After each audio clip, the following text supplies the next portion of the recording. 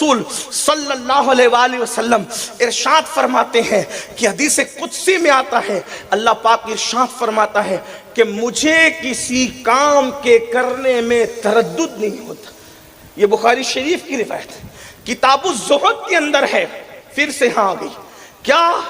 حدیث قدسی اللہ پاک فرماتا ہے مجھے کسی کام کے کرنے میں تردد نہیں ہوتا، تردد نہیں ہوتا۔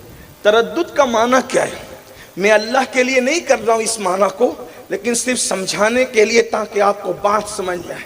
تردد کہتے ہیں یہ کام کروں کہ نہیں کروں، اس کو کیا کہتے ہیں؟ تردد۔ آپ سوچتے ہیں یار مجھے تردد ہو رہا ہے بچے کی شادی کروں کہ نہیں کروں، تردد ہو رہا ہے سفر کروں کہ نہیں کروں، ہے نا؟ اللہ تو عالم الغیب والشہادہ ہے، ہم اس کے لیے ایسے معنی نہیں کرتے کیونکہ بارگاہ الوہیت کا ادب بھی ہمارے لیے لازم ہے، اور سب سے بڑی بارگاہ تو وہی بارگاہ ہے۔ لیکن اللہ پاک خود فرماتا ہے حدیث قدسی میں، کیا فرماتا ہے کہ مجھے کسی کام کے کرنے میں تردد نہیں ہوتا۔ مطلب کیا؟ بارش برساتا ہوں کسی بھی دن تردد نہیں ہوتا۔ لوگ کہتے ہیں اپریل میں بارش کیوں ہوئی؟ ارے تو پابند ہے اپریل مئی کا، قدرت پابند ہے، وہ مالک و مختار ہے، وہ جب چاہے برسا دے۔ اب فلاں دن ٹھنڈی ہوا کیوں چل گئی؟ موسم تو یہ تھا، موسم کے تم پابند ہو، قدرت کا قانون موسم کا پابند نہیں ہے، وہ جب چاہے ہوا چلائے، جب چاہے ٹھنڈک لائے، جب چاہے گرمی لائے، تردد نہیں ہوتا۔ اللہ اکبر، شان یہ ہے، اللہ اللہ، غیرت یہ ہے، عالم یہ ہے، شان یہ ہے، اللہ اکبر، بزرگی یہ ہے کہ بچے کو ماں سے جدا کرتا ہے، تردد نہیں ہوتا۔ بچہ ماں کے پیٹ میں ہوتا ہے، ماں کو موت دے دیتا ہے، تردد نہیں ہوتا۔ بچہ ماں کے پیٹ میں ہوتا ہے، بچے کو موت دے دیتا ہے، تردد نہیں ہوتا۔ آبادیوں کو ویرانے میں بدل دیتا ہے، تردد نہیں ہوتا۔ اللہ اکبر، شان والا ہے، صمد ہے، غیرت والا ہے، بے نیاز ہے، اللہ اللہ، زندے سے مردہ، مردے سے زندہ پیدا کرتا ہے، تردد نہیں ہوتا۔ نوح جیسے نبی کے گھر کے اندر کسی جہنمی کو پیدا کر دیتا ہے کنعان کی شکل میں، تردد نہیں ہوتا۔ اللہ اکبر، فرمایا جاتا ہے کسی کام پہ مجھے تردد نہیں ہوتا، لیکن ایک کام جب میں کرنے جاتا ہوں تو پھر مجھے تردد ہوتا ہے۔ میں مفہوم کے طور پہ پیش کر رہا ہوں، آپ اس کو مکمل طور پہ دیکھنا ہے تو بخاری شریف کی طرف آپ رخ کریں اور اس حدیث کے اینڈ کی طرف جائیں جس میں یہ بتایا گیا کہ جب بندہ نوافل کی کثرت کرتا ہے اس کی آنکھ ہو جاتا ہوں، اس کے کان ہو جاتا ہوں، اس کی زبان ہو جاتا ہوں۔ اس کے اینڈ میں یہ روایت موجود ہے، اسی حدیث کا آخری حصہ ہے۔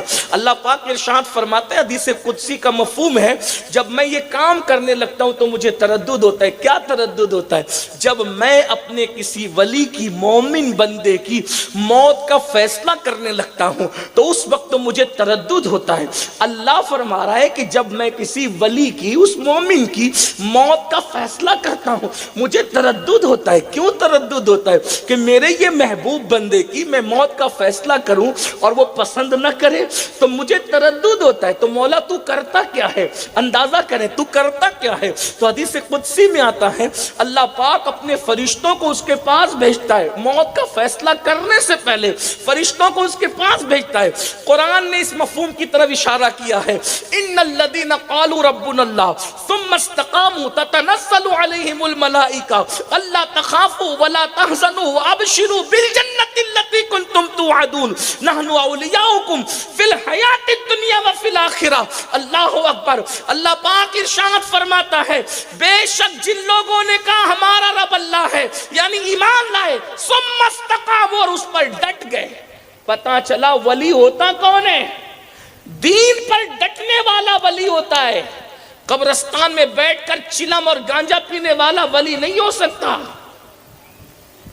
یہ جو آپ نے راستے نکال رکھے ہیں اور آپ برا مانتے ان باتوں پر، قرآن کی بات اگر سنتے ہو تو قرآن کہتا ہے ان الذین قالوا ربنا اللہ ثم استقاموا، جنہوں ایمان لا کر کے استقامت کا پہاڑ بن گئے، دین پہ ڈٹ گئے، وہ ولی ہوتے ہیں۔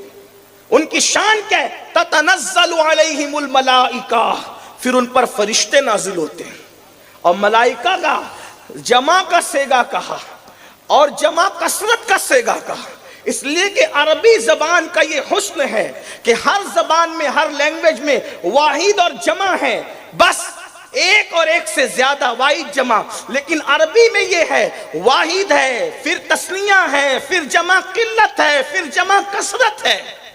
واحد ایک، تثنیہ دو، جمع قلت 3 سے شروع ہو کر 9 پر ختم ہو جاتی ہے، اور جمع کثرت 9 سے زیادہ تو تتنزل علیہم الملائکہ، 1 2 3 فرشتے نہیں آتے، بلکہ ان پر فرشتوں کی جماعت نازل ہوتی ہے، اور فرشتوں کی جماعت نازل ہو کر ان کے پاس آ کر فرشتے ہم کلام ہوتے ہیں، محو گفتگو ہوتے ہیں، اور ان سے کہتے ہیں اللہ تخافوا ولا تحزنوا وابشروا بالجنت التي کنتم توعدون۔ اے اللہ والے خوف مت کر، اللہ تخاف، ڈر مت، خوف نہیں کرنا، ولا تحزنوا، نہ خوف کرنا نہ غم کرنا، وابشروا بالجنت التي کنتم توعدون، اس جنت کی تو بشارت لے لے جس کا تجھ سے وعدہ کیا گیا۔ زمین پر وہ ہوتا ہے، زمین پر وہ ہوتا ہے، اور اس کو جنت کی بشارت دی جاتی، جنت کی نعمتیں بتائی جاتی۔ اللہ اکبر۔ فرشتے آگے کیا کہتے ہیں؟ نحن اولیاؤکم، ہم تیرے دوست ہیں، تجھے ڈرنے کی کیا ضرورت ہے، غم کرنے۔ فرشتے کہتے ہیں نحن اولیاؤکم، ہم تمہارے دوست ہیں، فی الدنیا و فی الآخرہ، دنیا میں بھی دوست ہیں اور آخرت میں تجھے غم کر، دونوں جہان میں ہم تیرے دوست ہیں۔ اللہ اکبر۔ پھر کیا ہوتا ہے؟ جنت کی نعمتیں، جنت کا حسن۔ لوگ جنت کو بریانی اور حور پر محدود کرتے ہیں، ارے نادان، جنت کو حور اور بریانی پر محدود کرنے والوں، جنت میں وہ نعمتیں ہیں کہ جس کا تصور دماغ میں نہیں آ سکتا، وہ نعمتیں نہ کسی کان نے سنا نہ کسی آنکھ نے دیکھا۔ واللہ جنت کی نعمتیں کیا ہے؟ وَرِضْوَانٌ مِّنَ اللَّهِ اکبر، اللہ اکبر۔ خدا کی رضا سب سے بڑی چیز ہے، اللہ اکبر۔ جنت میں ہوگا کیا؟ جس اللہ کو بن دیکھے اس کے عبادت کرتے ہو، جنت میں خداوند قدوس کا دیدار نصیب ہوگا۔ صحابہ کرام نے کہا یا رسول اللہ کیسے دیدار کریں گے؟ تو میرے آقا فرماتے ہیں جیسے تم چاند کو دیکھتے ہو تم خدا کا دیدار کرو۔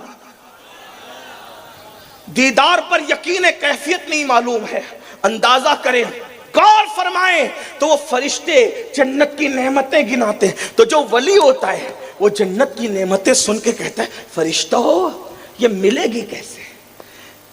ایک مقرر سے جنت سن لو تو جنت پانے کے لیے آدمی تڑپتا ہے، جب فرشتے جنت سناتے ہوں گے تو وہ جنت کیسی ہوگی، اس جنت کا حال کیسا ہوگا؟ میرے بھائیوں جب ہم کسی باغ میں جاتے ہیں، گارڈن میں جاتے تو پھر پھولوں کا حسن دیکھ کے لگتا ہے یا اللہ، جب فانی دنیا کے مرجھا جانے والے پھولوں کے حسن کا یہ عالم ہے تو جنت کے حسن کا عالم کیا ہوگا، جنت کے جمال کا عالم کیا ہوگا۔ اللہ اکبر۔ تو وہ بندہ خود کہتا ہے فرشتوں سے کہ بتاؤ نا وہ جنت میں کہ نعمتیں ملے گی کیسے؟ فرشتے کہتے ہیں جب تک موت کی لذت نہیں چکھتے اس وقت تک کہ تمہیں یہ نعمت نہیں ملے گی۔ تو وہ بندہ خود کہتا ہے پھر دیر کس بات کی ہے، ذرا جلدی کرو نا، پھر دیر کس بات کی، ذرا جلدی کرو۔ ادھر وہ بندہ خود جانے کے لیے تیار ہوتا ہے، ادھر قدرت اس کے لیے موت کا فیصلہ کرتی ہے۔ یہ ولی کی شان ہے۔